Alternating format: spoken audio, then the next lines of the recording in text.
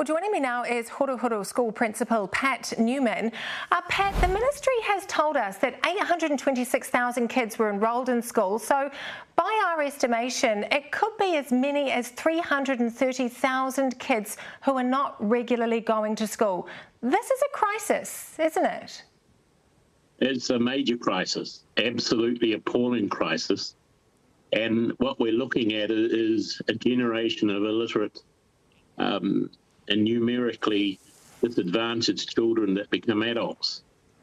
And something has to do it, and I actually applaud Jan Tinetti and the ministry actually coming up with something to do.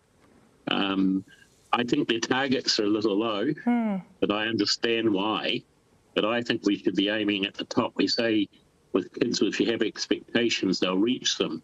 So my expectation would be out of this campaign that we hit 95%. Are we being ambitious enough here? Because the ministry is saying 70% by 2024, but that's 2 years away. And these kids, their education is hanging in the balance right now, isn't it?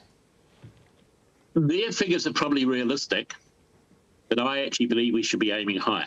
Does that make sense to you?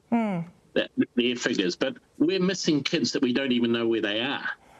And I'm not talking Horo School on its own. The whole of the Titaitoka, the whole of the north, have been missing kids since the first lockdown.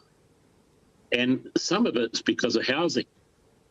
Had disappeared because the house has been sold underneath them. Some of it is because of COVID and people's distrust now of schools and things like that. But I'm hoping to be positive tonight, and I hope that this money, this initiative actually aims at the community. Just quickly, it is vital, isn't it, to reach these kids? We are facing the biggest crisis eventually out of this. The cost to the country eventually out of having 300,000 kids or whatever it is missing out of schools is horrendous. The social implications are horrendous. This is serious stuff, and it warrants a campaign the same as we had on television, for instance, for wearing seatbelts or not smoking. This is major, and the players have to get in behind it. I know up in our area there are schools running social media campaigns already and things like that, and I hope schools also start to think, what can they do to make it attractive for kids to come back?